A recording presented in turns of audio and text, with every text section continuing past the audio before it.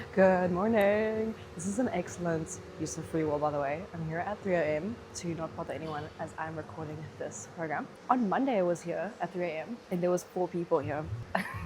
What are they doing here at 3 a.m.? I'm asking as I'm here at 3 a.m. Okay, day 1. I'm incredibly excited. The goal of today is to practice and get correct form, number 1. And number 2, to get your weights baseline, introducing weights. I used to skip warm-ups like 9 years ago when I started going to the gym. I thought that you had to exhaust yourself before you even start exercising, which didn't sound appealing to me at all. The definition of a warm-up is 4 things. Number 1, to get your heart rate slightly up. Number 2, warm up your muscles. When they're warmed up, they're more pliable and they stretch more easily, so you don't hurt yourself. I forgot number 3 and number 4. I'm going to put them on the screen. But essentially, with the warm-up, you can just do body weight exercises of what you're going to do with your workout, like 1 set of each, which is something I like to do because it's easy. And we love easy. I used to do squats where my legs would be directly underneath my hips with my toes facing forward, which is difficult. Like, it feels like I'm going to fall backwards and I don't have room to lean forwards. How I now squat: legs slightly wider than hips with toes facing slightly out. And then I squat, keeping my hands up so that my torso is up, which is so much easier. How easy is that compared to, you see? Next, lunges. I used to skip lunges. It'd be too much effort. I used to do lunges using both legs, which is too much balancing and thinking about it. How I do lunges now, single leg, which is so much easier. You can focus on one muscle only, one leg only, and you can keep the weight here. Like, instead of moving the weight around. Okay, I think there's a time and a place for both. I think using both legs for lunges can be for cardio or a HIIT workout, which is great for it. I just use lunges for when I'm weightlifting, which is what this program's about. Okay, next, when you do push-ups, you want your hands next to your chest.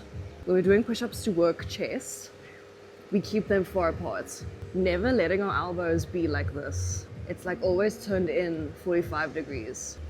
And then we go up.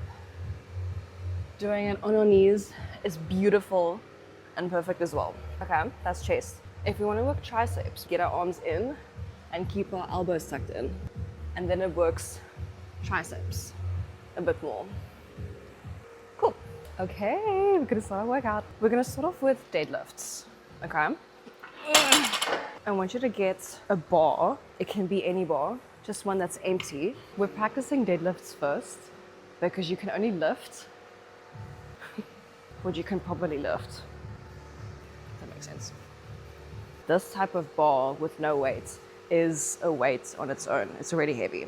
Now, before I start any weightlifting workouts, I always put myself in the mindset of, okay, I'm strong as hell. I can lift any weight I want, and I'm gonna make these weights my bit. I didn't want to curse, I'm sorry, but that's what I told myself. Before we start off, I need to define what a rep is and what a set is, because of each exercise, we're gonna do 12 reps and 3 sets. Now, a rep is repetition. So if I say do 12 reps of a deadlift, you're gonna do 12 deadlifts. A set is a collection of reps done after each other with a small rest in between. So if I say do 12 reps and 3 sets of a deadlift, you're gonna do 12 deadlifts, rest anywhere from between 30 seconds to 2 minutes, then do your second set of deadlifts, rest again, then do your third set of 12 deadlifts. I hope that makes sense. We're gonna practice, I can't wait. So essentially, we already practiced the squat, and a deadlift is just a squat, a grabby, and a standing up with your back straight. It works your legs and it works your middle back. Now, when you do a deadlift, it's the same as when you lift any weight. You keep your back straight. I'm not gonna show you what it looks like to have a rounded back because we don't even know what that looks like because we're not doing it, ever. We just have straight backs, so we're gonna practice now. Squats. You're gonna maybe hit the bar on your knees, which is completely fine. I don't want you to worry about it because I did it multiple times when I was still learning in CrossFit. That's normal. Keeping a straight back, lifting with your legs up. Again, squat, grabby, lifting with your legs, straight back up. That's all. I bend my knees, I go forward, I keep the weight close to my legs, I tap the weight on the floor, and then I come back up with a straight back. And then I squeeze. Again, bending, go back down, close to my legs, tap the weight, come back up, straight back, squeeze. Bending, close to my legs, tap, come back up, squeeze. That's it. I want you to do 12 reps and 3 sets. You're gonna put weights on. If you're not sure about your form, ask anyone in the gym. Everyone is always so incredibly helpful and kind. Like, everyone and anyone would be very happy to help you. So next, I want you to grab a kettlebell. And I want you to grab one that feels like the following. The grip you have on the weight feels good, not too heavy that it'll fall out of your hands, and it's not hurting your back. And you come up, because that's a good weight that we can start with. Do your first set with that weight. If you feel like it's challenging and the last like 3 reps of your set is difficult, then it's the perfect weight for you. If you feel like you aren't really working anything and you're bored, go heavier. Yeah, we're gonna do goblet squats. And we're practicing this as the second exercise for the workout because we're practicing grip. You can only weightlift, but you can properly grip. So that's why I chose this. We're gonna do the squats, holding it like this, holding it like a baby, and then going back up. Squeeze. Slightly wider than the hips, toes pointed slightly out, back straight, going down, back straight, and up. You can also go down like this, completely fine, and back up. 12 reps, 3 sets. Play around with the weights. Our goal is to find our weight baseline. Third exercise, we are doing lunges. Single leg, because it is easier. I hold my hand out like this when I do it, because number 1, it looks cool. And number 2, it stabilizes me. So you're gonna hold the weight in the leg that goes back. You're gonna go 90 degrees. You can tap your knee on the ground if you want to, but I don't because I too easily bruise my knee.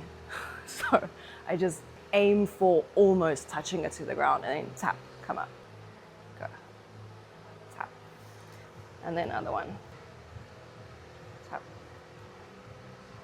tap. Okay, next we're gonna do a compound movement of a curl and a shoulder press. And I chose this because I want you to feel what it feels like to move a weight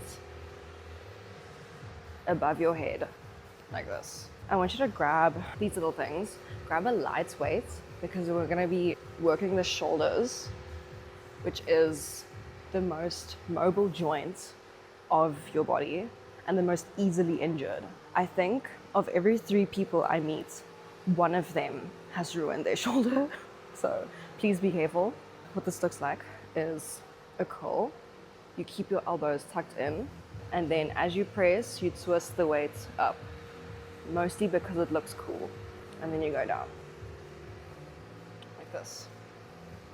Curl, press up, straight up, come down, twist again, and go.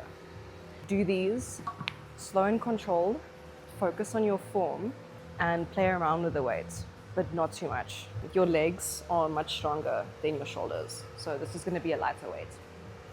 And then you're done, I think.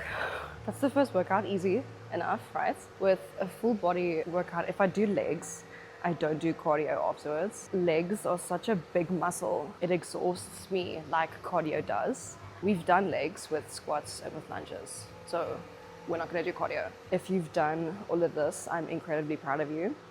And you're doing ridiculously good already. And you only have 7 sessions of this left before you, I would say, would be confident in the gym. So I'm excited.